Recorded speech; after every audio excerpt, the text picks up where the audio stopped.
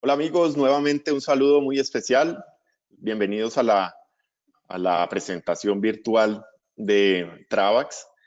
Un agradecimiento especial para los asistentes. Hoy tengo un pequeño inconveniente con mi internet, entonces es posible que en algún momento me tenga que desconectar, pero no quiero dejar de saludarlos y agradecerles a los que ya están enviando cotizaciones. Estamos trabajando en ellas y muy pronto serán respondidas. Muchas gracias a Travax nuevamente por todos los esfuerzos que hacen para mantener a nuestros clientes capacitados, en sintonía, conectados. Un saludo, Félix. Hola, Ángel. Hola, Julio. Quiero recordarles nada más que seguimos eh,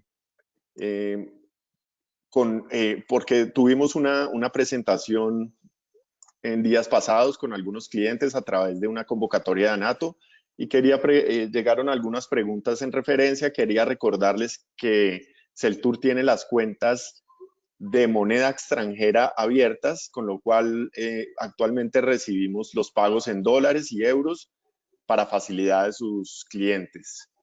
Pues los dejo con este apasionante destino que nos tiene hoy Travax, que es República Checa. Un saludo especial. Buenas tardes en Madrid, ¿cómo están?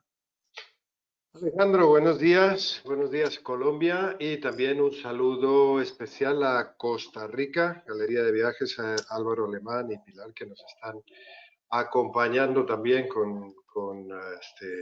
a través de este webinar. Recordarles también que estamos transmitiendo en directo en Facebook, o sea que si quieren seguirlo o indicarle a sus clientes que pueden hacerlo también a través de Facebook o darle un forward que también nos sirve a todos para difundir mayor todo este conocimiento que vamos a tener hoy. En el día de hoy está con nosotros Julio Membrado, que es uno de nuestros guías especialistas en esta ciudad. Hoy vamos a hablar de Praga, una ciudad magnífica. Yo siempre he dicho que son tres ciudades en una y vamos a hablar de gastronomía, de todo un poco, bien, anécdotas y demás. Está con nosotros también Ángel López, que es nuestro gerente de ventas para Latinoamérica. Él nos va a ayudar un poquito en algunos conceptos de repaso que vamos a iniciar en este momento. Bien, déjenme que empecemos con este repaso. Aquí están viendo el folleto 21-22, es un gran esfuerzo el que hemos hecho para mantener los precios del folleto 20-21 hacia el 21-22. Hemos congelado los precios. Todos estos precios y estos circuitos se encuentran en la página web de Celtur, celtur.net, y a través de ellos y de los comerciales podrán hacer las consultas, las reservas y las previsiones que tengan en cada momento. Es muy importante la seguridad. Hace 2 días hablábamos en esta reunión de ANATO también que la mayor preocupación que tenemos nosotros es la seguridad de los pasajeros. Bien, y por eso ya hace 4 meses y pico nos certificamos con la World Travel and Tourist Council, con este sello de Safe Travel, que lo que hace es certificar la trazabilidad de la bioseguridad en el turismo. Para ello tuvimos que cumplir 4 puntos muy importantes. El primero fue el entrenamiento de nuestro personal y entonces tuvimos todos que aprender qué eran los equipos EPI, cómo se manejaban, cómo eran las normas de bioseguridad en cada momento. Cuando ya tuvimos expertos, se lo traspasamos todo esto a nuestros proveedores, es decir, transportistas, hoteleros, restaurantes, guías locales, que ellos también en este tiempo se han hecho súper expertos. Bien, ahora nos queda la tercera fase, que es cuando lleguen nuestros clientes, sus clientes, nosotros los atenderemos, lógicamente explicándoles las medidas de bioseguridad que haya en cada lugar donde ellos vayan llegando. Porque quien marca las medidas o las pautas o los protocolos a seguir en cada lugar son las autoridades sanitarias locales. Por lo tanto, no es lo mismo lo que se va a aplicar en España que lo que se va a aplicar en Colombia o en Estados Unidos o en Argentina o en China. Bien, entonces, en ese sentido, aquí estamos deseosos de que abran ya los vuelos, que abran las fronteras, que abran los aeropuertos y poder empezar a darles estos servicios a cada uno de los pasajeros y, lógicamente, con la bioseguridad. El cuarto punto es un compromiso que adopta Travax con las autoridades turísticas y con las autoridades políticas, no solamente de España, sino también de nuestro entorno, es decir, Europa, para desarrollar nuevas reglas y también establecer nuevamente los viajes internacionales. Bien, según todo esto, pues nos hemos planteado qué es lo que podía ser los viajes de la pospandemia.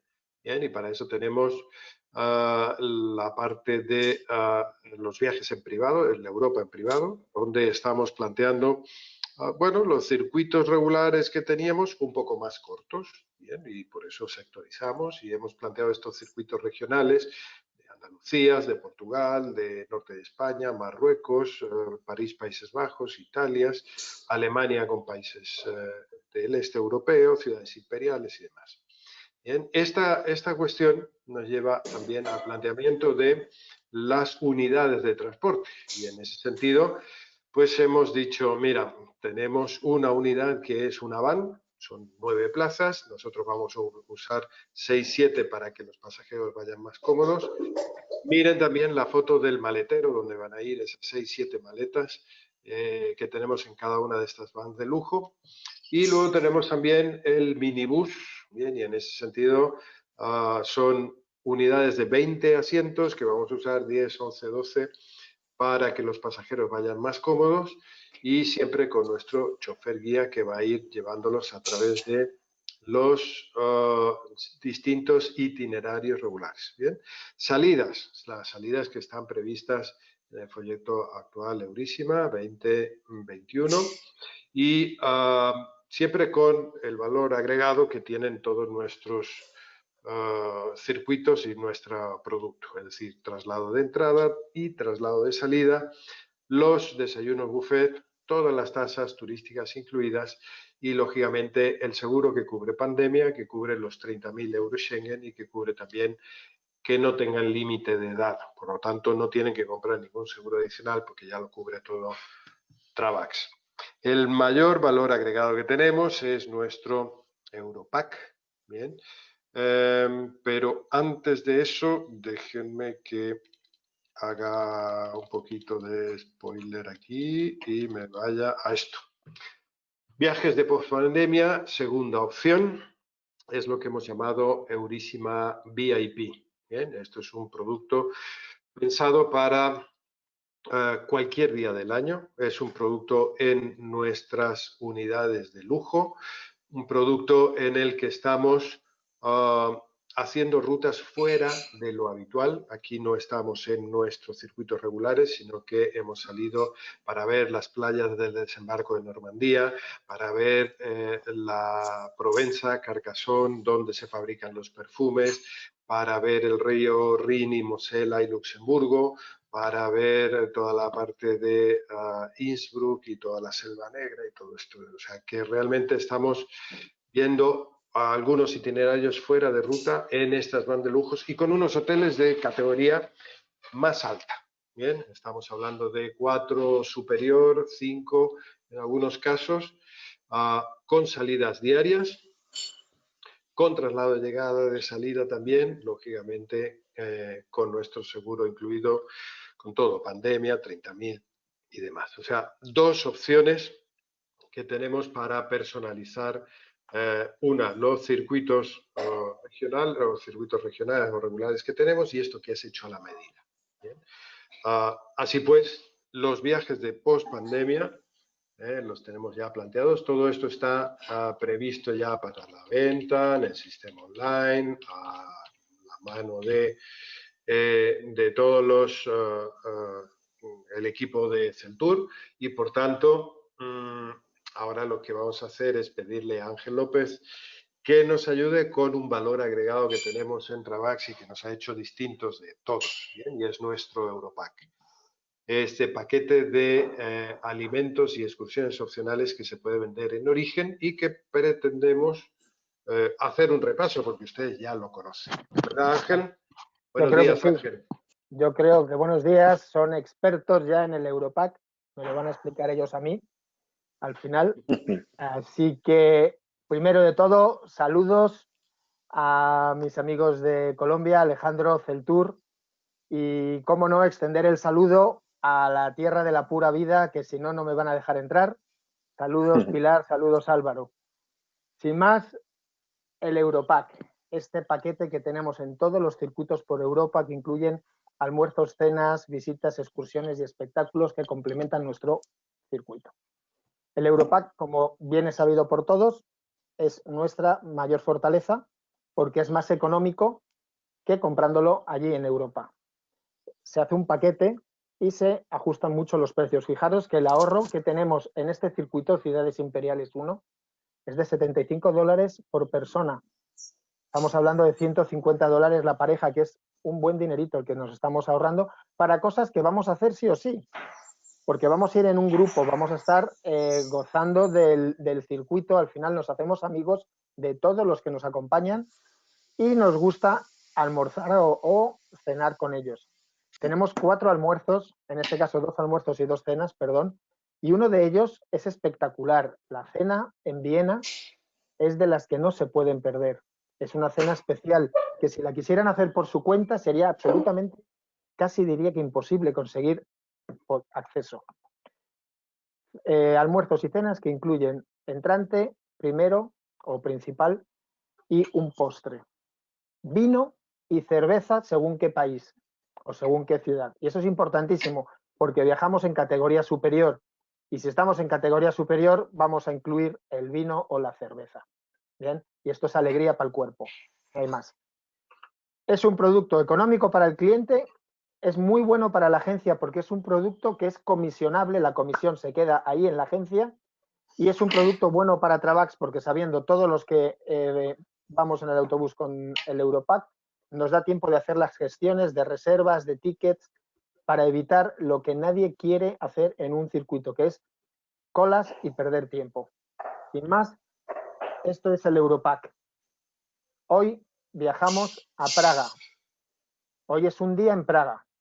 Hoy nos va a contar Julio cantidad de secretos y de rincones escondidos de esta ciudad. Día en Praga. Praga, fijaros que puede ser el comienzo de uno de nuestros circuitos, el Ciudades Imperiales 2. Lo empezamos en Praga, hacemos Praga, Budapest y Viena. ¿Por qué no tomarnos un par de días pre-tour y disfrutar 2 días más en Praga? Porque los que nos va a contar hoy Julio da para 2 y para 7 días más. Sin más, que Julio tiene mucho que contar, no le quito tiempo. Julio, llévanos a Praga. Ahí yo voy. ¿Qué tal? Compartidme la pantalla, porfa.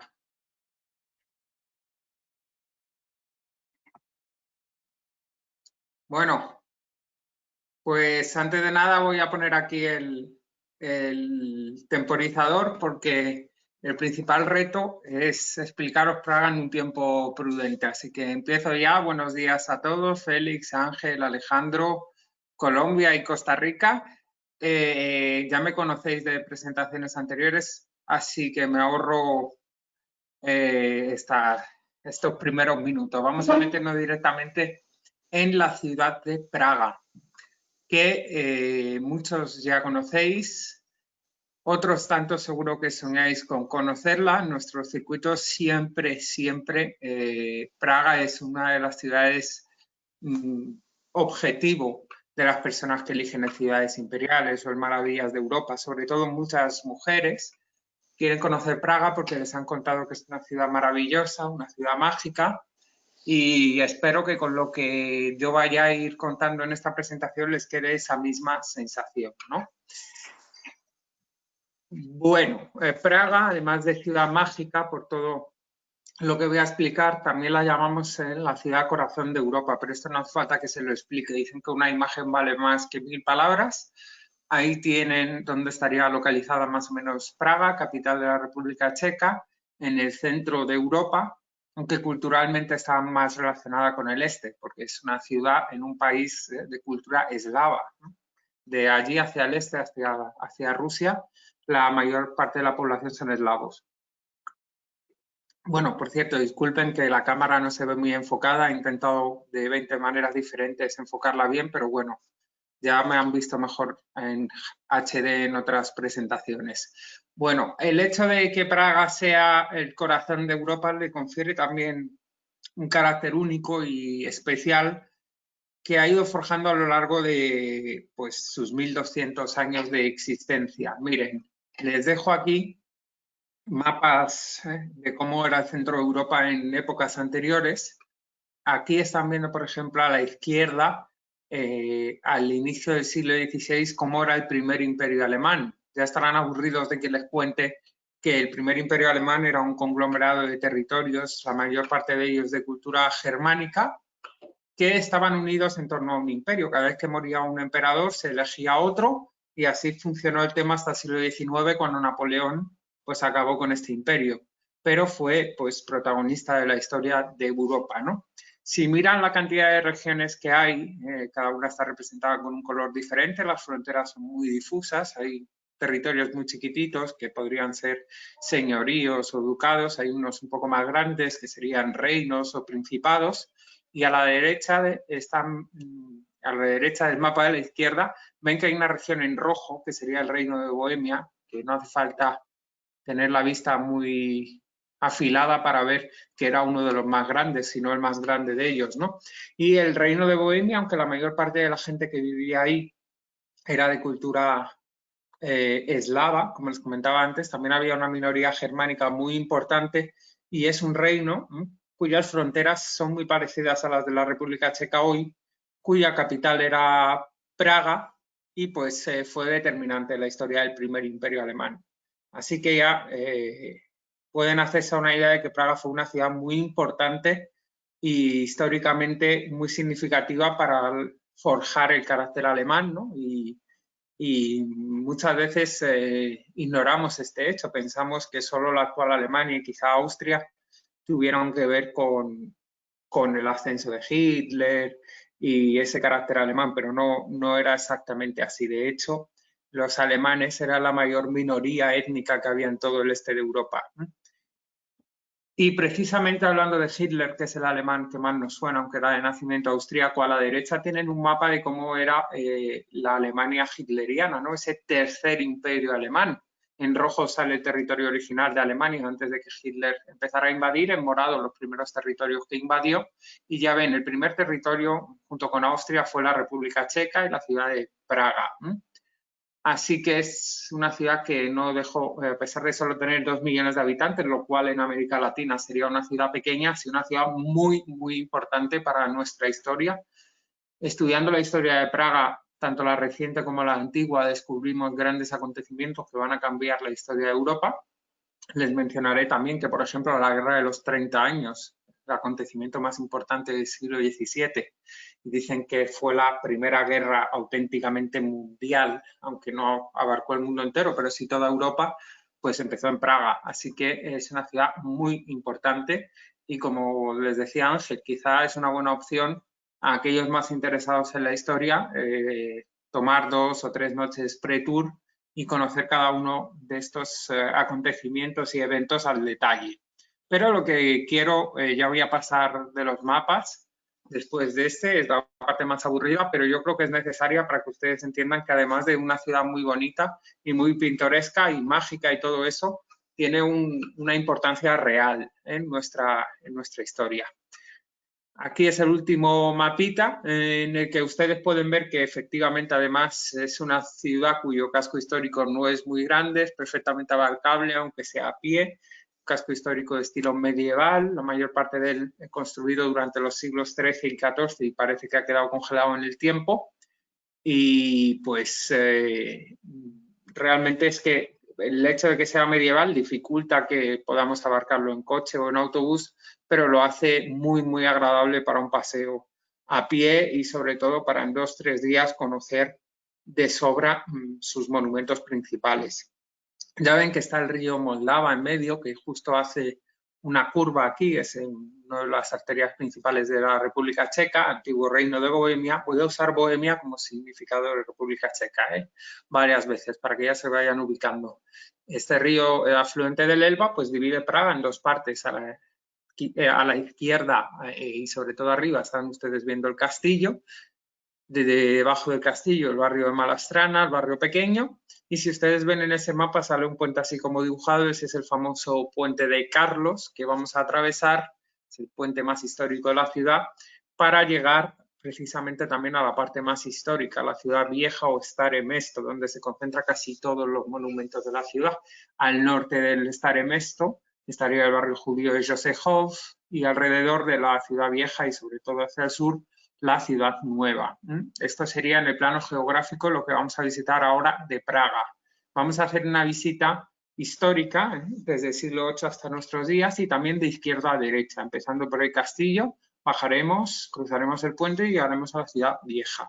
Y después conoceremos alguna otra curiosidad de los alrededores. O sea que es una visita con bastante sentido y de hecho es la visita que solemos hacer en Travax. Empezamos la mañana por el barrio de Malastrana, cruzamos el puente, vamos a la ciudad vieja, etc. Así que ya se ubican ustedes y vamos a empezar. La historia de Praga es una historia muy curiosa, como ciudad mágica que es, está impregnada de leyenda, no sabemos lo que es cierto y lo que es falso. Lo que les puedo decir que es cierto seguro es que durante los siglos 7 y 8 toda la tierra que había entre Praga, los montes Cárpatos, prácticamente hasta los Urales, la actual Rusia, pues era una tierra de gentes paganas, tribus, digamos pueblos por civilizar, ¿no? La mayoría pertenecían a culturas eslavas, aunque había también húngaros, etcétera. Y sabemos que los checos, quizá por estar situados cerca de donde se asentaron las tribus germánicas, fueron de los primeros en cristianizarse o en civilizarse, por así decirlo. Tenemos constancia de que estos dos santos, San Metodio y San Cirilo, en el siglo VIII, van a hacer un esfuerzo evangelizador exitoso, van a llevar el cristianismo a la República Checa, al Reino de Bohemia, y esto va a hacer de los checos el primer pueblo eslavo cristianizado. De hecho, el alfabeto cirílico, que asociamos al idioma ruso, al serbio, al búlgaro, etcétera, se inventó precisamente para evangelizar a los checos, aunque los checos hoy en día usan nuestro alfabeto, el latino.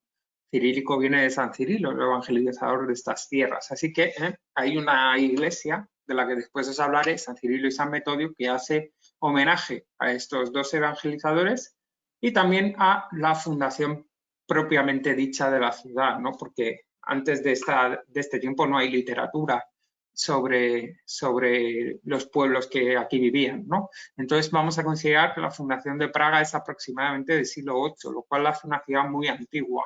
Pero como les he comentado que es una ciudad mágica, pues les tengo que contar también la leyenda que dice que una princesa eslava, pues el padre la quería obligar a casarse con un noble, ella se escapó de allí y esta princesita que se llama Libuse, que supongo que sería muy guapa como en todos los cuentos y leyendas, se enamoró de un campesino que era Přemysl. Se fueron a vivir a una colina, fundaron un castillo en el siglo VIII y a partir de ahí pues nace la ciudad de Praga y de Přemysl nacen los Přemyslidas, los hijos de Přemysl, que es la primera dinastía del Reino de Bohemia. Esta parte sí que es histórica, la parte de la princesita y el campesino probablemente sea una leyenda, pero sí que es una verdad histórica que Praga se funda en el siglo VIII, como les comentaba antes, y que el primer gran monumento que tenemos de la ciudad es el castillo de Praga.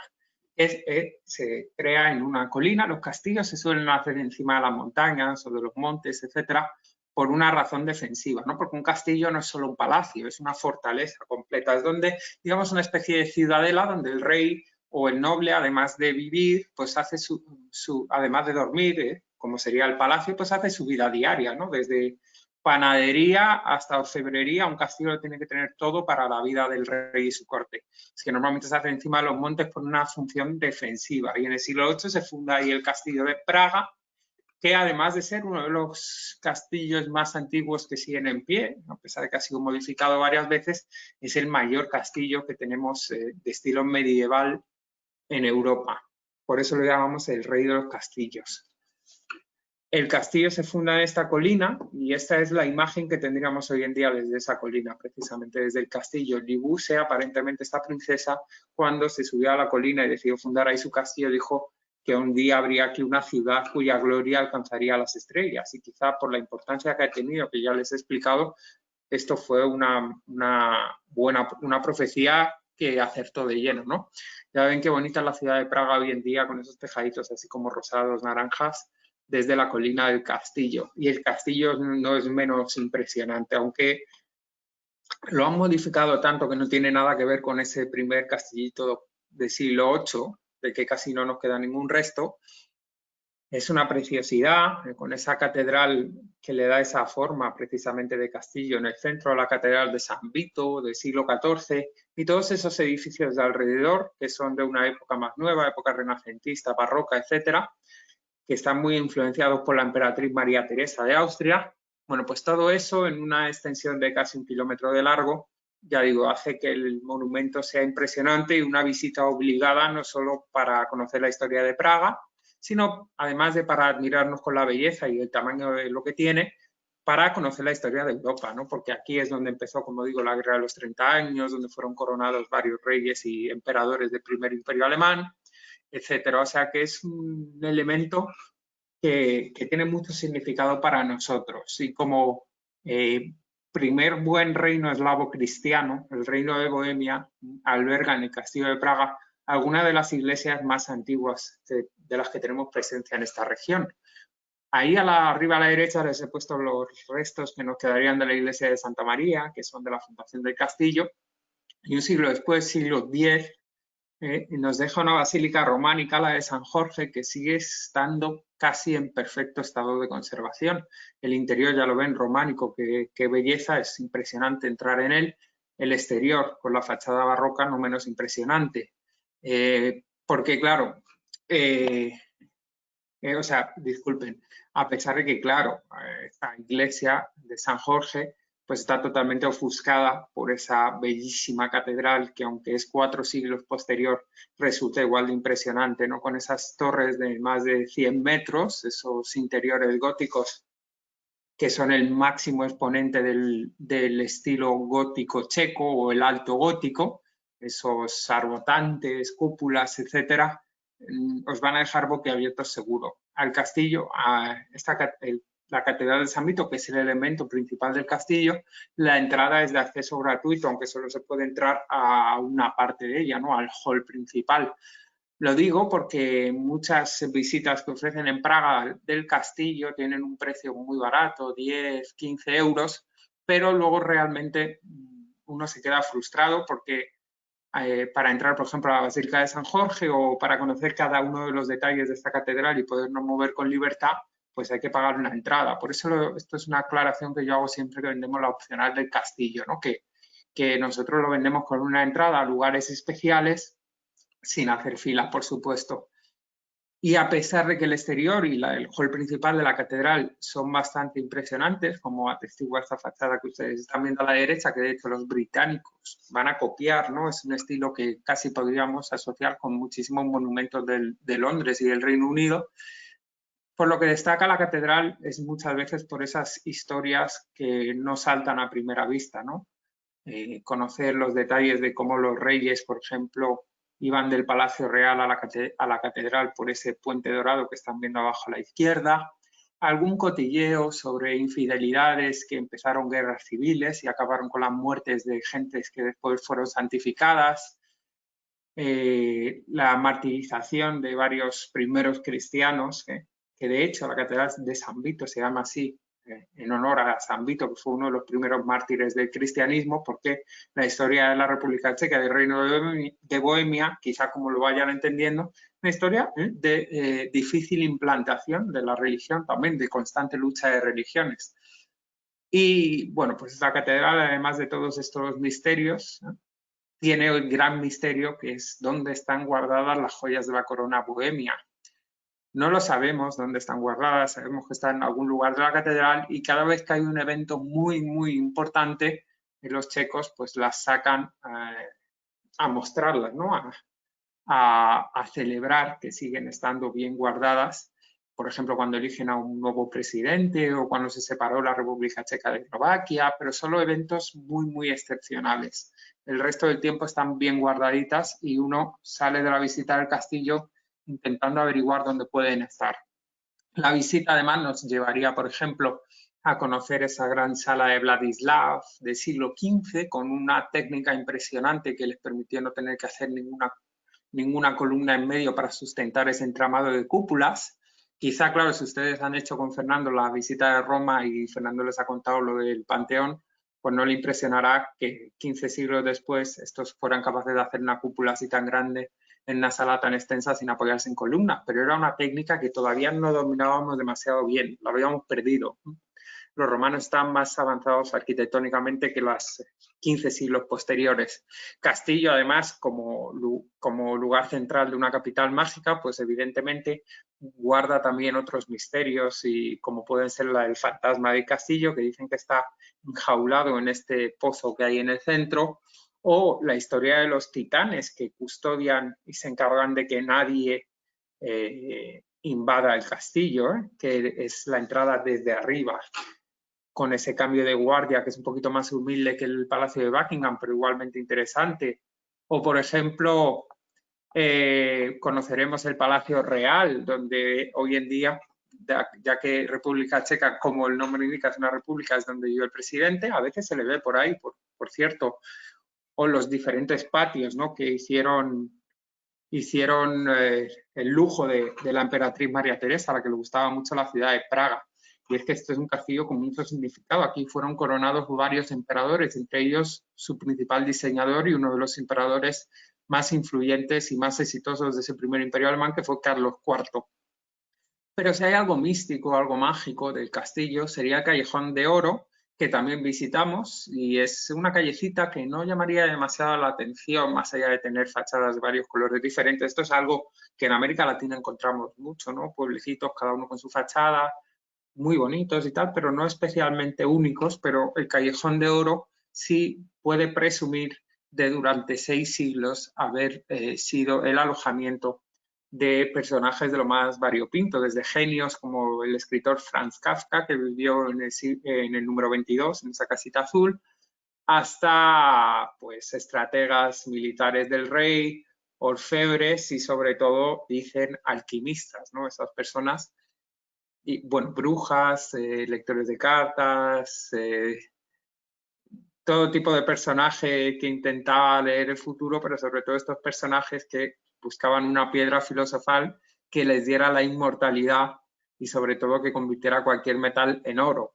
Esto estaban al servicio del rey. Este callejón, que ya no tiene a esta gente, sigue teniendo algo de ese halo de misticismo a través de, pues, un museo de la armadura, sus pequeñas librerías, sus tienditas de souvenirs, sus artistas que siguen allí leyendo cartas o pintando cuadros. En fin, es una visita muy recomendable, y sobre todo al final del Callejón de Oro tenemos unas vistas muy bonitas de la ciudad, pero como ustedes están viendo abajo a la izquierda, ¿no? Saliendo del Callejón de Oro y bajando un poquito, llegaríamos a un gran balcón desde donde podemos ver toda la ciudad de Praga, y lo que llama la atención es que está lleno de viñedos, uno de los viñedos más antiguos de Europa, que llevan operativos más de 1200 años y donde además podemos comprar y beber un buen vino mientras contemplamos esta ciudad maravillosa, como ustedes están viendo aquí, ¿no? Simplemente decirles que alrededor del Castillo de Praga, en la parte alta, tenemos un montón de otros palacios, porque claro, la nobleza quería vivir también encima de la colina, no solo para estar protegida, se supone que si vive cerca del castillo esta es la zona más protegida, sino para estar cerca del rey, ¿no? Todo el mundo le hace la pelota hoy y ayer a los nobles y a los ricos, y esta no era Praga no era diferente, ¿no? Así que podemos ver un auténtico barrio palaciego. Por ejemplo, les he puesto ahí en esa imagen, al lado del castillo, la parte alta, como les decía, el Palacio de Schwarzenberg o el Palacio Chehov, o abajo el Palacio Cherny. Abajo están viendo la Basílica de Loreto. Y, en fin, desde cualquier punto de este barrio alto tenemos estas vistas que me gusta destacarlas siempre, porque a mí lo que más me gusta de Praga, sinceramente, a pesar de que adentrarme en cada una de estas callejuelas y ver cada monumento a palmos de distancia siempre me impresiona, pero lo que más me impresiona siempre es ver la imagen completa. y bajando del castillo, desde Callejón de Oro, cruzando los viñedos, etcétera, llegaríamos a la parte baja, que generalmente estaba asociado a los comerciantes, a la gente que no tenía tanto dinero como para vivir en los palacios de la parte alta, pero que no obstante estaba cerca del rey también, ¿no? Normalmente el barrio de Malastrana, que es como se llama este barrio, el barrio Ciudad Pequeña, albergó a la minoría germánica que vivía en el reino de Bohemia, ¿no? Y también a otras etnias, pero sobre todo a los alemanes que vivían aquí. El reino de Bohemia o la ciudad de Praga sobre todo no la tenemos que entender como una ciudad eslava o el país, a pesar de que hoy el 99% de los habitantes de la República Checa sean checos étnicamente. Lo cierto es que este país fue un conglomerado de varias etnias, ¿no? Antes lo llamaban Checoslovaquia hasta el año 93, como curiosidad. Mussolini, el dictador fascista italiano, decía que el nombre era incorrecto, que había que llamarle checo, alemano, polaco, rumano, rutenio, Eslovaquia. O sea, un montón de pueblos diferentes. Esto fue un crisol de culturas que no siempre convivían pacíficamente. Pero un buen ejemplo de ello, de esta diversidad cultural, sería el barrio de Malastrana, que nos espera en la parte baja del castillo, y ustedes comprobarán que es uno de los barrios más especiales, a través de lugares que yo he puesto en esta imagen, como puede ser la Casa de la Música, la iglesia de Santa María Encadenada, que es una iglesia que albergó a los templarios, o esa isla, dicen, endemoniada, porque tiene una maldición que una bruja le echó a los habitantes de la isla, que está hecha con un canal artificial, la pequeña isla de Campa, que ustedes habrán visto en la primera película de Misión Imposible de Tom Cruise, o la Basílica Católica de San Nicolás, que es el principal elemento de la Praga barroca, o quizá le llame la atención por los monumentos más modernos que encontramos en el barrio de Malastrana. La mayoría se los tenemos que agradecer o no, en función de si os gusta o no, a este checo que es David Černý, que es el que ha diseñado desde los meones de Praga, que se están meando sobre un mapa de la República Checa, hasta esos bebés que tienen un código de barras en la cara. Es una crítica a esto de la selección genética. La calle más estrecha del país, que hay un semáforo porque no puedes subir uno mientras está bajando el otro, lo estrecha que es, o el muro de John Lennon, donde hace 50 años se reunían los jóvenes para pedir la libertad y el fin del comunismo de corte soviético. Recordemos que en Praga, en el año 68, hubo una primavera de Praga donde Dubček, que era el presidente de entonces, intentó desvincularse del comunismo soviético y los rusos acabaron entrando con sus tanques, ¿no? Es un país que ha sufrido mucho, sobre todo la opresión extranjera. O, por ejemplo, ese Sigmund Freud colgado de una tubería. Todo esto son cosas que podemos ver en el barrio de Malastrana, que también es un barrio muy tradicional, ya digo, es un crisol de cultura e historia. Lo que más nos llama la atención, sobre todo aquellos que seáis más religiosos, sería una basílica, la de la Virgen de la Victoria, que no llama mucho la atención desde fuera, pero dentro alberga a un niño Jesús que dicen que es milagroso. Es una figurita que tampoco es que sea un prodigio de la escultura, pero a la que se asocian milagros como la evangelización de Filipinas, la victoria de Irlanda sobre el Reino Unido, que eran anglicanos, y otras victorias del catolicismo sobre religiones paganas, sobre el protestantismo, etc. Así que este niño, que fue tallado en 1555 por una familia española que se la regaló a las carmelitas descalzas de la ciudad, sigue siendo el centro o la meca de peregrinación de mucha gente que viene del mundo entero, ¿no? Solo para ver a este niño, y ya aprovechan y se quedan encandilados con el resto de la ciudad. Tiene una historia muy bonita detrás, por eso Trabac siempre empezamos la visita de por la mañana en esta iglesia, ¿no? Después iremos descubriendo este barrio, el de Malastrana, que nos va a sorprender mucho por sus fachadas, pequeños palacios, cantidad de embajadas también, hoteles de súper lujo como el Mandarín Oriental, y en fin, un estilo así muy ecléctico, muy mezcla de culturas y de estilos, como les decía, que junto con la isla de Campa, que va a ser lo último que visitemos de este barrio, nos va a dejar boquiabiertos, pero con el listón muy alto, que afortunadamente no va a caer así de repente, porque nos queda por delante la Praga más histórica. Saldremos del barrio precisamente con esta imagen, saliendo por ese arco y llegando al puente de Carlos, que es lo más famoso de la ciudad de Praga. Para algunos lo más bonito, les puedo garantizar que sí que es impresionante este puente de piedra del siglo XIV. donde podemos hacer varios tipos de paseos diferentes, ¿no? Por la noche el puente escasamente iluminado nos permitirá ver una imagen preciosa de toda la ciudad con el castillo, una iluminación especial encima y la ciudad vieja al otro lado, esas torres de control a un lado y a otro. Aquellos que quieran un análisis más histórico podrán ver a los personajes principales de la ciudad en esculturas de piedra y bronce, y un ambiente que es una maravilla siempre, ¿no? Desde músicos a pequeños artesanos, todos están pues sabiendo que los turistas todos cruzan el puente de Carlos, deleitándonos con lo mejor de su arte.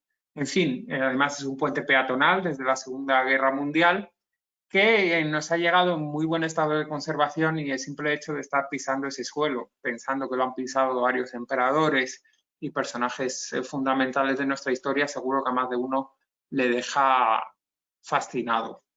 Pero el puente de Carlos, además, bueno, pues tiene un montón de leyendas, como no podía ser de otra manera en una ciudad mágica, ¿no? Por ejemplo, una de esas estatuas de San Juan Nepomuceno es un santo que es el patrón del secreto de confesión, porque dicen que el rey del momento intentó sonsacarle que le había contado a su esposa, la reina.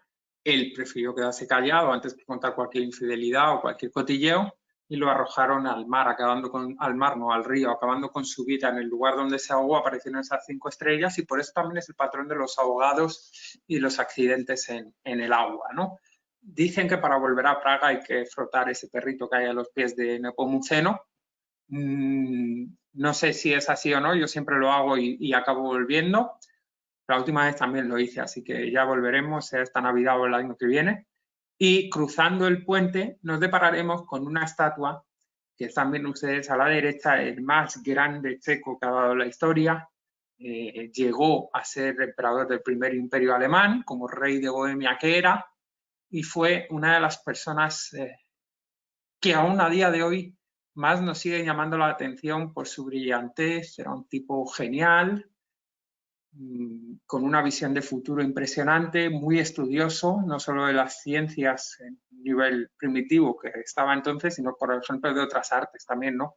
Carlos IV, entre otras, pues era un fanático de la numerología, creía que nada era al azar, por eso ordenó construir este puente de Carlos, que como casi todo en esta ciudad lleva su nombre, la Universidad de Carlos, que lo están viendo abajo a la izquierda, la calle de Carlos, incluso otras ciudades como Carlo Vivari, por Carlos IV, claro, era poco humilde este hombre, pero ya digo, era muy supersticioso y decidió que el puente había que construirlo el año 1357, el día 9 de julio a las 5:31, porque es un número palíndromo que se lee igual de izquierda a derecha y de derecha a izquierda, 13579, 7531. No sé si es por eso por lo que el puente ha sobrevivido, pero ayuda a redundar en esa idea que les intento transmitir de que Praga es una ciudad mágica. Y si no les parece que hay suficiente prueba, cuando vayamos a tomar la calle de Carlos, que es la que sale del puente de Carlos hasta la plaza de la Ciudad Vieja, ya irán viendo en esta calle la cantidad de comercios donde se venden artesanías de madera o cristales de Bohemia, joyerías, estos lugares así que parecen también anclados en el pasado, con técnicas de tallar y de construir del pasado. Junto con esto se va a ir conjugando una cantidad de teatros que nos van a demostrar que Praga, además de ser una ciudad muy cultural, pues siempre tiene un pie y una mirada echada al pasado. La prueba es este teatro negro, ¿no? En el que aún a día de hoy pues podemos ver la técnica que usaban los juglares, los trovadores, los saltimbanquis, los cuentacuentos de la Edad Media para jugar con nuestra ilusión óptica. Hoy en día podemos ver efectos especiales en las pelis de Harry Potter o incluso las más nuevas, y no nos impresiona que alguien ande a cámara lenta o haga volteretas imposibles o incluso eche a volar. Pero en el teatro negro, si ponemos la mirada de la gente que vivió antes de los efectos especiales, nos impresionaría ver a la gente haciendo esto. Y es todo un juego de luces y sombras, ¿no? Marionetas y personas reales que nos hará entrar en una historia de fantasía. La más famosa de ellas es la de Alicia, es Alicia, los sueños de Alicia en el País de las Maravillas. Pero bueno, en fin, Teatro Negro es una ocasión, ya digo, de ver cómo también se divertía la gente hasta el siglo XX y cómo los checos hacían magia de una forma que hoy ya pues no tenemos, como digo, gracias a los efectos especiales. Pero vale la pena pasar una tarde-noche en el Teatro Negro y dejándolo atrás vamos a volver a lo que es real, a lo que podemos captar con los sentidos y nos impresiona igual.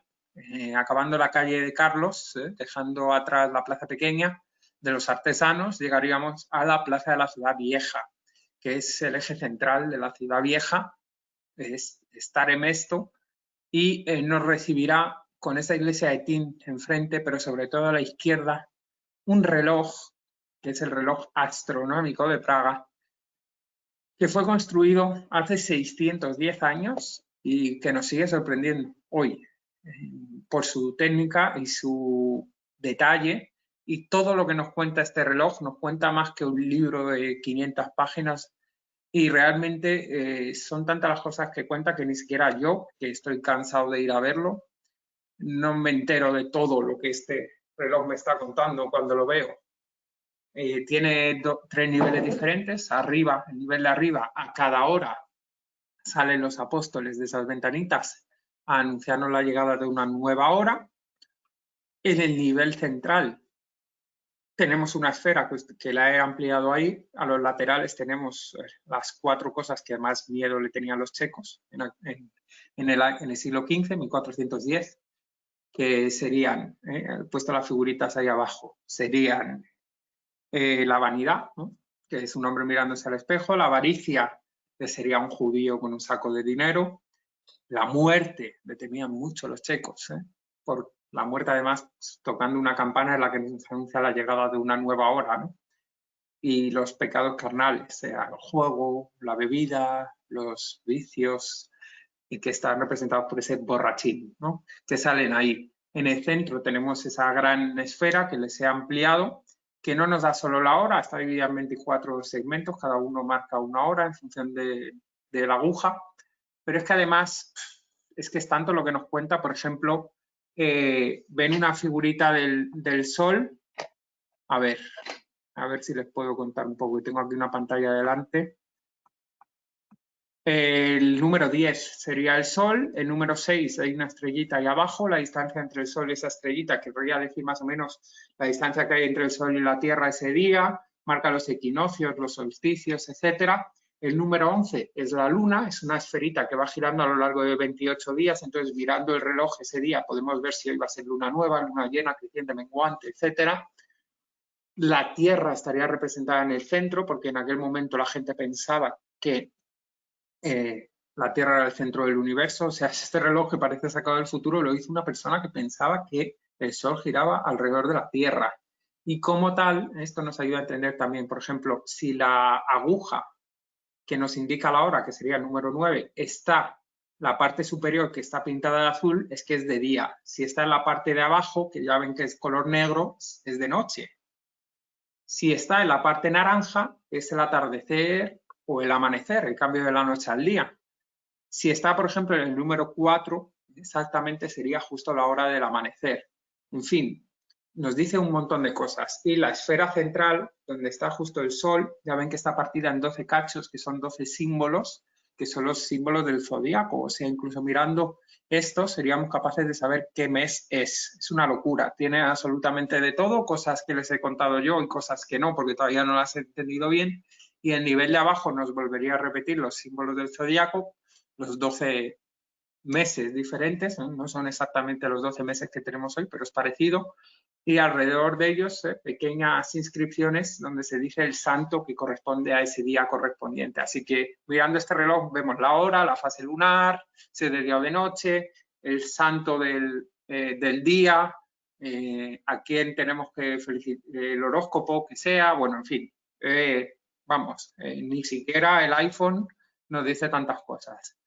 Aquí ven otro horario, ¿no?, cuando la aguja está para arriba, indicando que son las 11 de la mañana. En fin, para saber más cosas, vengan a verlo conmigo. Y es uno de los laterales de la torre del ayuntamiento que ustedes están viendo ahí. Recomiendo mucho subir a la torre del ayuntamiento para tener una panorámica brutal del centro de Praga. Pero la plaza nos sigue deleitando con un montón de otros elementos. Ahí, por ejemplo, tienen la iglesia de Tin, con esas dos torres que parecen bastante fantasmagóricas, por otro lado, ¿no? Tan negras. Pero es una preciosidad de edificio. Ese conjunto de torres que se dividen en subtorres, no he visto cosa igual. Además, tiene mucha leyenda también, ¿no? Es una iglesia que está en un patio. Tin quiere decir patio en checo, rodeada de edificios barrocos, y sede del poder del catolicismo, y es que esta ciudad la tenemos que entender también como una lucha constante entre católicos y protestantes.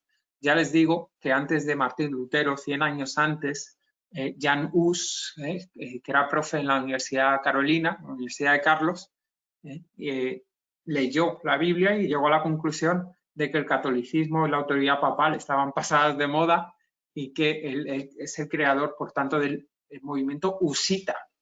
Ya dijo Lutero que Jan Hus fue el primer protestante 100 años antes de su nacimiento. Este hombre motivó una gran revolución en el seno del primer imperio alemán, pero fue derrotado. Y el movimiento husita, esta religión, prácticamente se extinguió. No obstante, el 1% de la población sigue siendo de esa religión, y justo ahí detrás, en esa plaza, detrás de este monumento, están viendo ustedes la iglesia principal husita de la ciudad. Jan Hus va a ser derrotado luego, después de la primera defenestración de Praga. Los checos, los praguenses sobre todo, parece que lo solucionan todo defenestrando a la gente, o sea, tirándoles por la ventana. Pero no es de la primera defenestración de Praga de la que les voy a hablar, porque la importante fue la segunda, a pesar de que luego hubo una tercera. Antes de eso, decirles que en el centro, además de esta plaza, la calle Carlos, el puente, etcétera, tenemos muchísimos otros monumentos de un atractivo brutal. Entre ellos, por ejemplo, la Torre de la Pólvora, que nos da la bienvenida a la antigua ciudad amurallada, lo que es la ciudad vieja desde el lado este. Si la Torre del Puente nos saluda desde el lado oeste, esta sería la correspondiente del lado este. Y en torno a estas dos, un círculo, más o menos, sería donde estaba la antigua muralla de la ciudad. A esta torre también se puede subir, fue un importante centro de torturas, una cárcel, por tanto, pero también un lugar donde se dice que se guardaban las armas en caso de ataque enemigo. Tenemos la ópera estatal, abajo a la izquierda, y sobre todo la ópera de la ciudad, que es muy pequeñita, no llama tanto la atención, hasta que les digo que aquí es donde Mozart, que vivió unos años aquí, pues estrenó óperas de la talla de Don Giovanni. De hecho, a la entrada de esta ópera tenemos esa figura que es el comendatore de la obra, que es bastante asustador, ¿no? Es como una capa sin cuerpo dentro, da bastante miedo. La ciudad de Praga juega con nuestros miedos. El caso es que bueno, les estaba contando, los checos parece que lo solucionan todo tirando a la gente por la ventana.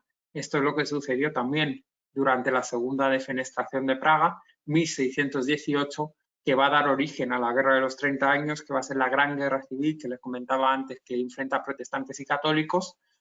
Salen victoriosos más o menos los católicos. Este país desde entonces está vinculado al reino de Austria.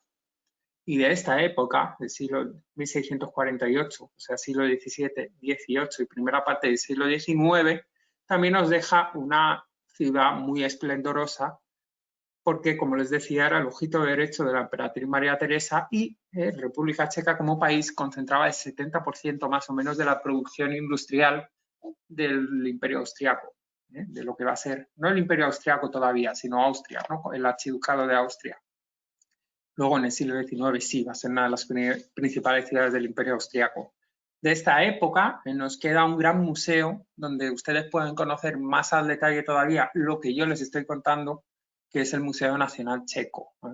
Es uno de los museos más grandes de Europa, donde podéis encontrar pues, desde piezas de arte hasta vestigios arqueológicos y una historia pormenorizada de la ciudad y del país.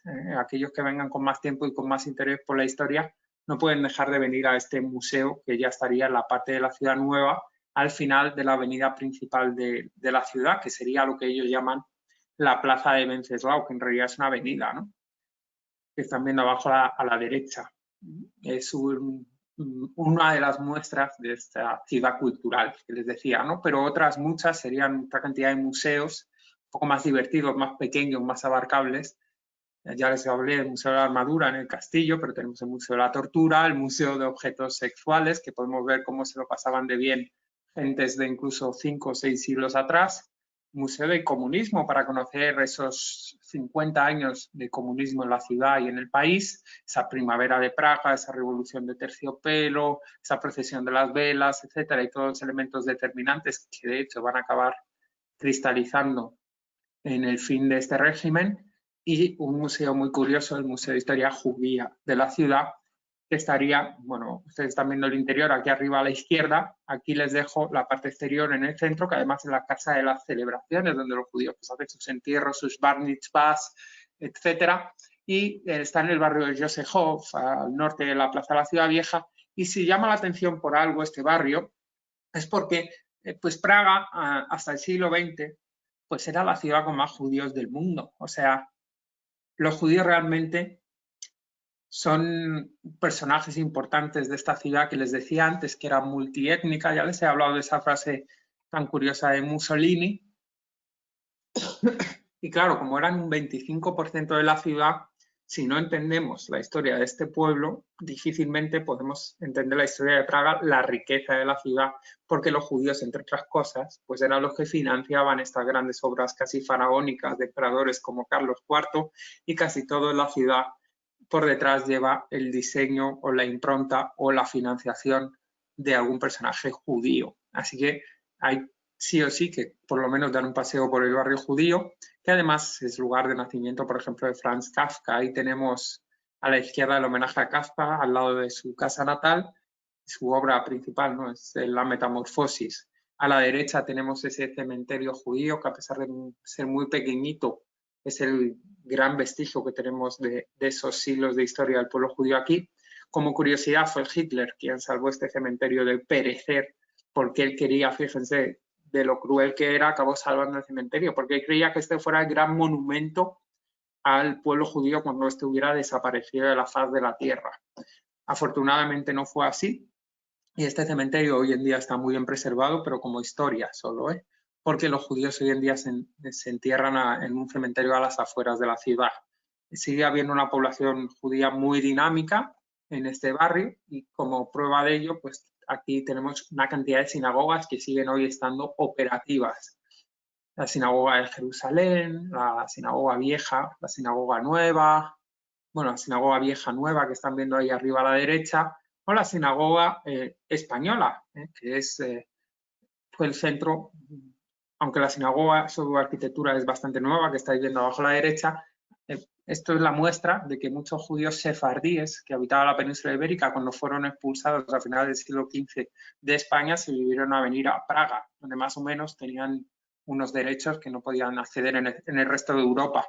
Así que es un barrio muy interesante, y al contrario que otros barrios judíos de España y de Europa, pues sigue estando realmente dinámico, en el sentido de que lo sigue poblando descendientes de los pobladores originales. Además, tiene un montón de otras cosas el barrio, ¿no? El Museo de la Alquimia, de arriba a la derecha, la sala de conciertos, el Rudolfino, arriba a la izquierda, la galería de arte medieval, abajo a la izquierda, que es el antiguo convento, la calle París, que es la calle de más lujo de Praga, con pues tiendas de súper lujo como Cartier o Swarovski, o el puente de Chejov, que después del puente de Carlos es el más famoso de la ciudad. En fin, el barrio judío sigue siendo bastante dinámico. Dicen que los que quedan judíos todavía en Praga porque el golem de la sinagoga vieja nueva los protege.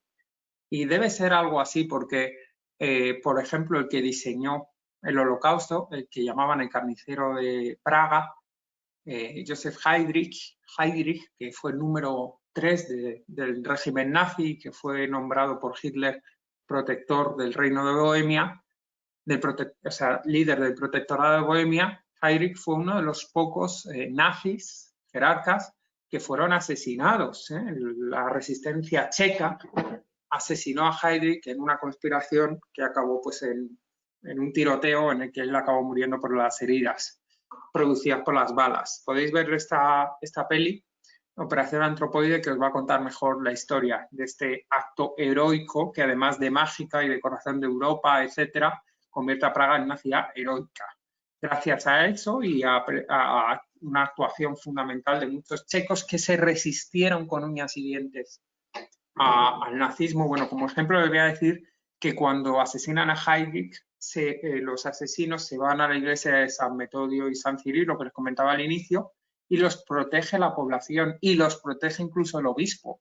La Iglesia Católica en muchas ocasiones participó del auge del nazismo. En este país no. Esta gente no tiene en su historial la mancha de haber colaborado con los nazis, y realmente esto pues es un hecho notable, ¿no? Como también es notable la historia de muchos checos particulares y descendientes de checos que hicieron lo posible para proteger al pueblo judío.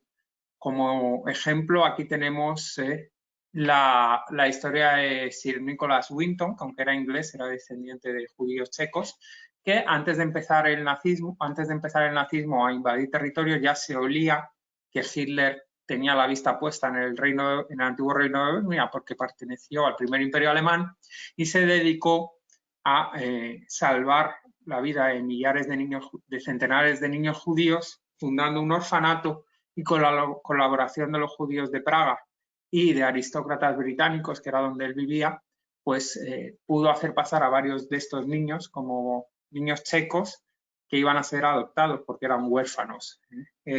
Así se salvó un montón de gente hasta que, bueno, empezó la invasión de Hitler. Hitler invadió República Checa en el año 38 con el beneplácito, por cierto, del Reino Unido y Francia. Pero estos niños se salvaron. Ya sabemos que sus padres posteriormente van a ser llevados a campos de concentración, etc. Finales de los 80, Nicholas Winton, que ya era una persona mayor, nunca había contado su historia, pero entre su hija y una periodista descubren el acto heroico que éste había hecho gracias a una agendita donde anotaba el apellido original y el apellido de la familia británica que los iba a adoptar a estos niños. Y esta periodista se dedicó a buscar esos apellidos, llamar a la puerta de la gente. Algunos conocían su historia, pero no sabían bien sus orígenes. Otros ni siquiera sabían que eran judíos checos. Bueno, la periodista reunió a varios de estos, se llevó a Nicholas Winton a un programa de televisión de la BBC. Él iba de público simplemente, empezó a contar la historia y le pidió a la gente que había sido salvada por él que se levantara. Y cuando él de repente gira la vista y ve que todo el público se levanta, pues se imaginen la emoción, ¿no? Lo pueden ver ustedes mismos en YouTube, que pone los pelos de punta, y ya digo, nos adentra a la ciudad heroica de Praga, ¿no? Más recientemente. Es impresionante ver cómo una sola persona puede cambiar el destino de tantas, y quedarnos con alguna historia bonita también de la Segunda Guerra Mundial, porque casi todo es destrucción y muerte. Prueba de ello es el campo de concentración de Terezín, que es una de las excursiones que ustedes pueden hacer si vienen a Praga. Está a solo 1 hora de la ciudad y es el lugar pues donde eran enviados los judíos, los padres de estos niños, muchos de ellos, y otros niños que no se pudieron salvar. Además es muy cruel porque Terezín lo usó Hitler como un campo teatro donde invitó a organizaciones internacionales a venir a verlo y desmentir que se estuviera masivamente matando a esta población. Claro, esos meses que vinieron organizaciones como la Cruz Roja se les trató más o menos bien. Incluso hay un vídeo en el que salen ahí representando un coro los niños, pero una vez que se fue Cruz Roja y le dijo al mundo entero que el nazismo no estaba matando judíos, pues volvió lo terrible de siempre. Y para conocer algunas historias tienen ustedes la oportunidad de ir a Terezín, pero si no les gustan estas localizaciones tan tétricas, hay un montón de otras excursiones que pueden hacer desde Praga.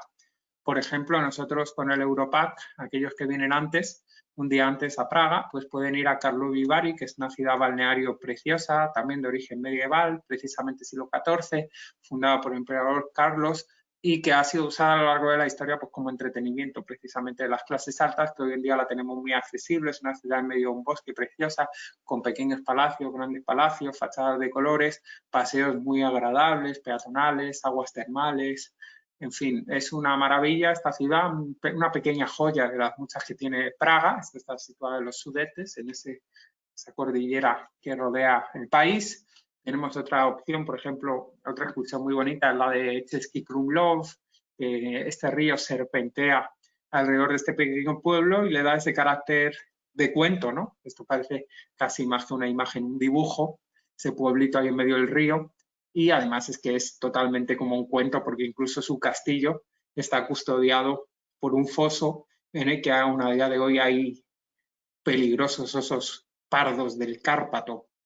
Así que cuidado al asomarse por ahí, porque estos osos no son de cuento, como los estos de la niña que se mete en casa, en fin, estos osos atacan de verdad, aunque no hay que lamentar muchos accidentes. Otras excursiones que se pueden hacer desde la ciudad y que ofrecen en absolutamente todas las esquinas del centro, que ustedes también pueden programar con nosotros, es para conocer esos castillos medievales que muchas veces hacen las delicias del turista que viene desde el Nuevo Mundo, ¿no? Quiere ver castillos antiguos, lugares así impresionantes, encima de colinas, en medio de islas, o en laderas de montañas, o en bosques encantados, conocer leyendas, curiosidades sobre princesas bellísimas y príncipes muy valientes, y no hay nada mejor que hacer una excursión a varios castillos. Pueden hacer una excursión que incluya 3, 4 castillos en el mismo día, conocer, por ejemplo, el castillo Karlstein, o el de Gluboka, o el de Lednice, etc.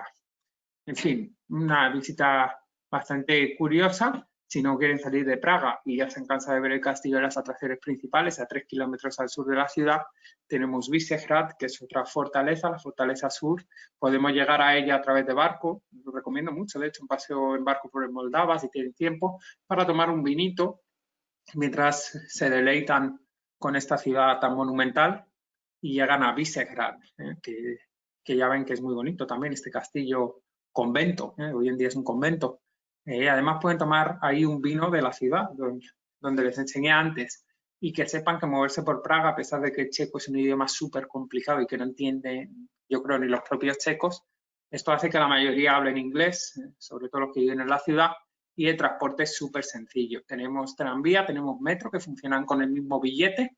Un billete de media hora nos cuesta como $1, un billete de 1 hora nos cuesta $1,50, y en esa media hora o 1 hora podemos usar el transporte que sea, pero lo bueno de Praga es que casi todo podemos llegar andando. Como dato, son 3 estaciones, 3 líneas de metro, o sea que es muy fácil, identificadas por colores, y por ejemplo el hotel que nosotros solemos ir, Don Giovanni, dedicado a Mozart, es un hotel con esa temática, está por ejemplo, en la línea verde, arriba a la derecha del todo, está también una estación a la derecha que dice Flora. Pues ahí es donde está nuestro hotel, y a 7 estaciones estaríamos en Staromesca, que es la plaza de la ciudad vieja. 8 estaciones en la línea verde nos pondrían el Puente de Carlos, y 9 en Malastrana, ese barrio que hay a los pies del castillo, y 10 en el mismo castillo. O sea que es súper, súper sencillo moverse a la ciudad de Praga. También hay Uber, o sea que es muy poco complicado, que no les asuste la perspectiva de estar en un país donde hablan un idioma rarísimo.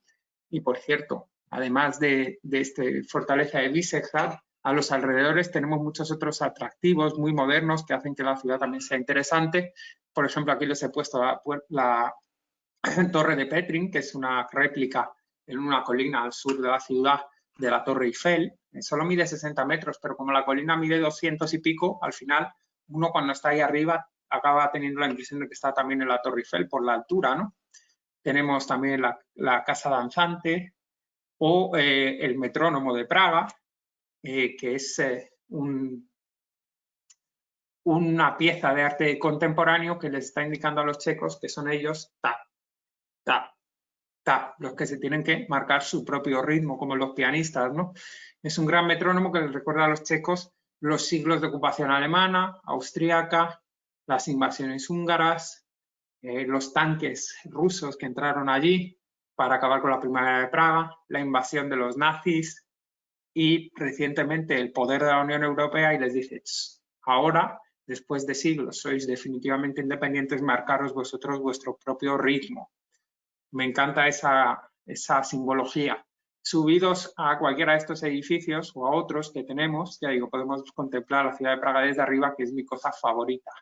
Aquí les dejo otra imagen de la ciudad desde arriba con el Puente de Carlos en medio, y aquí otra que se ve desde más o menos el metrónomo, aunque esto evidentemente tiene su Photoshop y parece más un cuadro, donde podemos ver varios puentes, entre ellos aquí el primer nivel de Chehov, el de Cherny, luego el Puente de Carlos atrás. Es una maravilla contemplar Praga desde arriba. Dense su tiempo. Si quieren venir antes, pues es para deleitarse poco a poco. Y si no les ha convencido Praga visualmente, que lo veo muy difícil, vengan aunque sea por su carácter histórico y por la importancia que ha tenido. Ha sido una ciudad muy importante y como prueba de ello, muchas personalidades muy famosas o han vivido aquí o han nacido directamente aquí. Han vivido aquí, por ejemplo, Mozart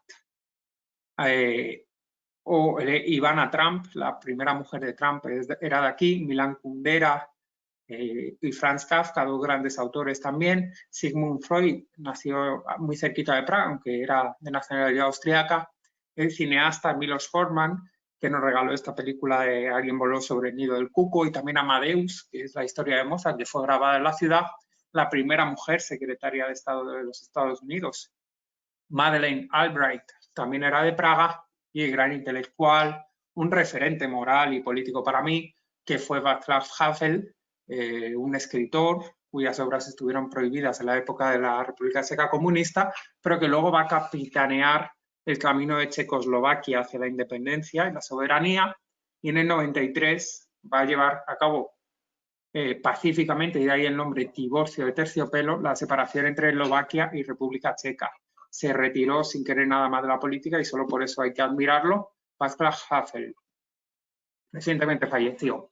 Además, si no les gusta por los personajes, ni por la historia, ni por lo que van a ver, la gastronomía está bastante bien. Es una mezcla de la gastronomía húngara, la austríaca y elementos propios de la gastronomía eslava. Tenemos el queso frito, el schnitzel vienés o diferentes estofados de carne. El goulash lo hacen como los húngaros, pero un poquito más seco. Carnes de cerdo de todos los tipos para demostrar que son buenos cristianos, porque claro, un cuarto de la población eran judíos, no comen cerdo, esto lo comían en público para presumir, etcétera. Y sobre todo, gracias a esos bosques inacabables que tiene el país, una cantidad de champiñones que llama la atención. Por eso casi todo lleva salsa de champiñones en este país. Y también, sobre todo, por la cerveza, ¿no? Les he hablado de ese vino que se hace en el castillo, pero lo que hace famosa a la República Checa y a la ciudad de Praga es su cerveza, no solo por su calidad y por la variedad que tenemos de cervezas artesanales. También hay grandes marcas como la Pilsner Urquell, la Kotzel o incluso la Budweiser americana, que se inventó en una ciudad cerca de Praga que era České Budějovice, de ahí el nombre Budweiser. En fin, es una oportunidad única para emborracharse a precio de clases populares, porque además la cerveza está regulado su precio en la República Checa. En algunos sitios llega a ser más barato incluso pedir una jarra de cerveza que una botella de agua, así que aprovechen la ocasión y si van a brindar con algún local, acuérdense que hay que mirarse a los ojos. Si no, es de muy mala educación. Yo la primera vez que vine aquí, que fue mi primer viaje con la mochila, tenía yo 19 años, esto no lo respeté. Seguramente quedé como un mal educado para todo el país, pero el caso es que me lo pasé muy bien. Y no solo por la bebida y por el disfrute para el paladar de su gastronomía, sino por también dónde uno se está bebiendo comiendo estas cosas.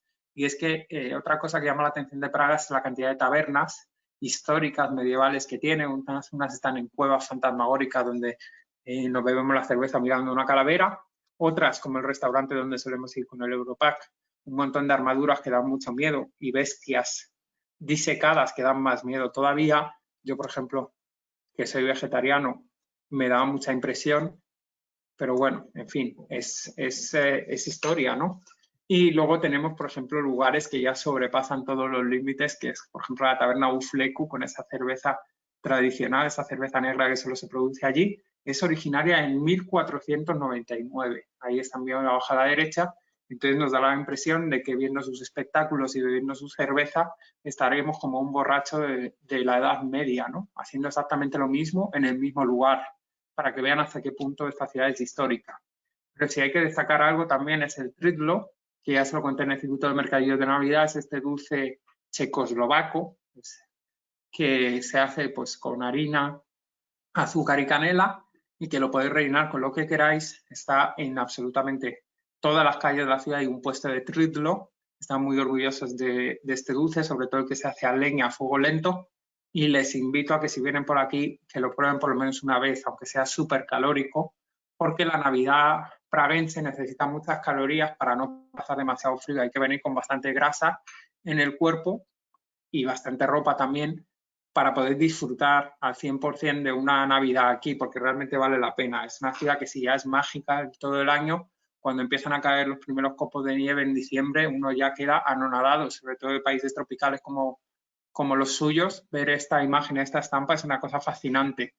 Y en Navidad, como toda la ciudad, que ya de por sí es una ciudad medieval, histórica y que respeta al detalle su patrimonio, pues verlo todo esto en una época en la que se van a celebrar mercadillos navideños, hay árboles de Navidad como este de la Plaza de la Ciudad Vieja, el Puente del Observatorio, esos puestitos donde tenemos souvenirs de todo tipo, esos belenes vivientes, esos niños del coro ataviados como con sus trajes tradicionales, y cada año además la Navidad se la dedican a un elemento diferente. El año pasado a Los Ángeles, el anterior me parece que fue al Niño Jesús, otros años a los Reyes Magos, este año vamos a ver en noviembre a qué se lo dedican.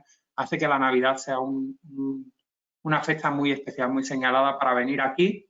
Y claro, además a todo esto que os he contado antes, una cosa que es un elemento muy positivo de Praga es que es una de las capitales más baratas de Europa, así que no solo contemplar, sino también comprar cosas en la ciudad acaba siendo un disfrute, porque los precios son mucho más bajos que en otras ciudades.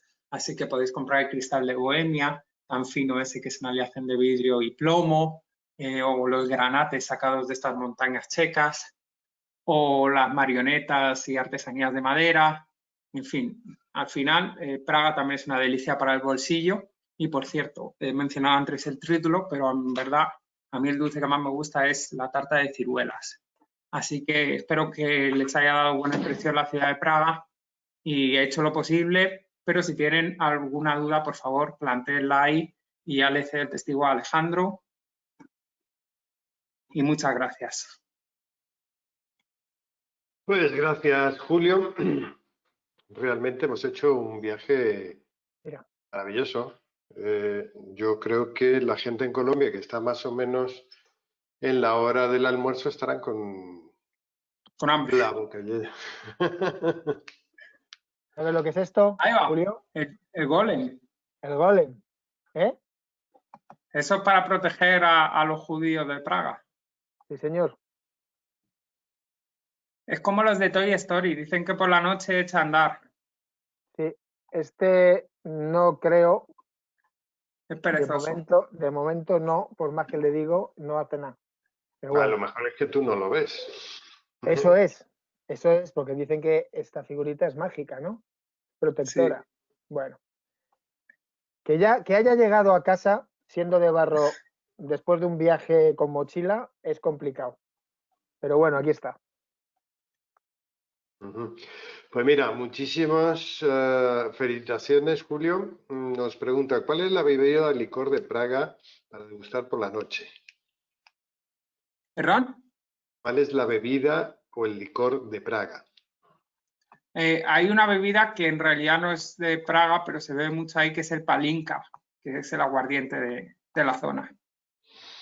Sí, a base de patatas, y lo inventaron mientras buscaban el oro en el callejón. Esto, ¿no? Que son estas bebidas tradicionales de esa zona de Centro Europa.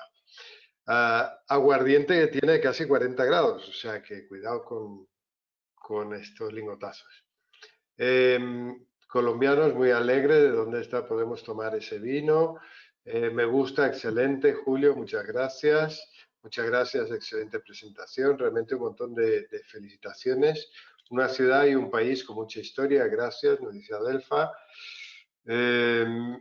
Maravilloso destino con grande gente, equipo de guías, gracias, Diana.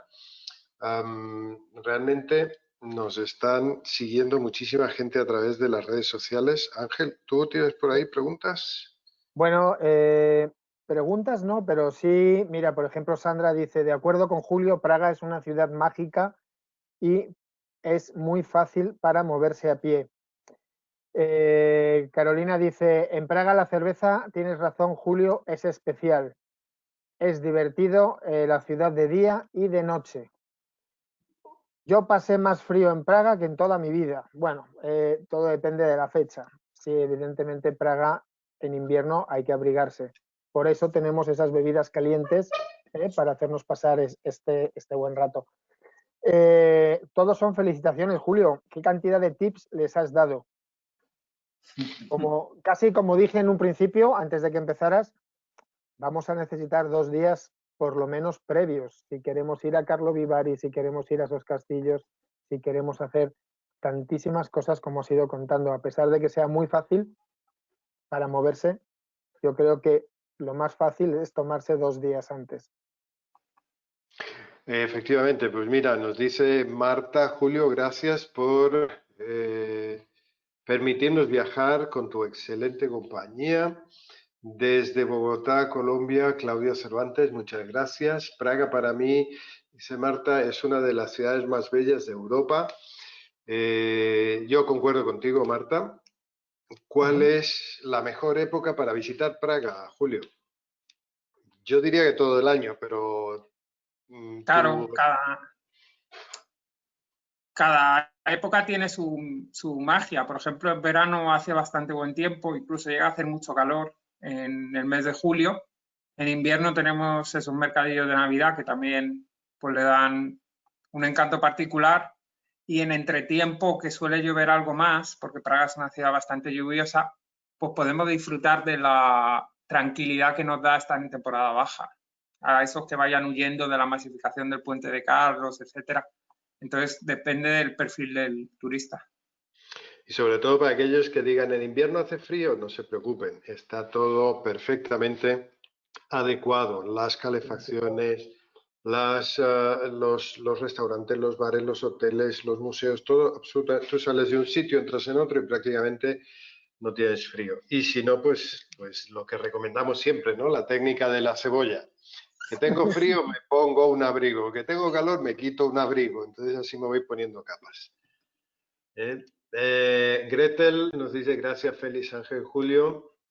Correcto, me dio hambre de estas delicias. Qué bueno. Claro. Muchas gracias, nos dice Liliana. Liliana Moya, ¿qué tal? ¿Cómo estás? Un abrazo. Gracias por tu capacitación, excelente. Ojalá pueda ir y conocerlo. Felicitaciones a Julio, nos dice Pilar Salcedo. Qué bueno sería vivir una Navidad en Praga, Marta López. Claro que sí, Marta. Es que para eso tenemos ahí unos viajes de mercadillos de Navidad que hemos estado haciendo también capacitaciones semanas atrás y es algo realmente diferente y muy bueno. Gracias, excelente capacitación. Cuando la vi me gustó mucho. Nos dice Patricia Maldonado. Muchas gracias, hermosa ciudad. Patricia González. Gretel, julio, abril es buena época para visitar Praga. ¿Cómo es el clima en esa época? Pues dicen que abril lluvias 1000, pero lo que dice Julio, es decir, hay que experimentarlo en cada momento, ¿verdad? Claro. Bueno, muchas gracias, Trabax y Seltur, nos dice Marta López. Estela, hermoso en Navidad, debe ser aún más. Pues claro que sí, y además con la magia de la Navidad, pues ni te cuento. Luz Yolanda, gracias por este magnífico tour y capacitación, una ciudad muy linda, a ver cuándo puedo ir, septiembre o en abril. Pues en cuanto pongan vuelos, aquí te esperamos. Aquí te espera Julio, o sea que está esperando que haya 4 pasajeros para irse con ellos por ahí. ¿Ok? Humberto, muchas gracias, excelente presentación. Pues ya ves, todos. Felicitaciones. Alejandro, como él anunció, tenía problemas de conectividad, no está en el chat. Así que pues aprovecho para dar las gracias a todos los que han asistido, tanto de Colombia como de Costa Rica. Gracias, Julio, por tu apoyo de siempre y por ese empeño que siempre pones en tus explicaciones. Ángel, gracias por estar siempre aquí a mi lado y a todos, pues un abrazo muy grande. Nos vemos pues el próximo que hagamos, el lunes o el martes o el miércoles, uno de estos días, cuando quieran. Un abrazo a todos, gracias. Adiós. Hasta luego Colombia, adiós Costa Rica, chao. Chao. Pa, pa, pa, pa, pa, pa, para, pa.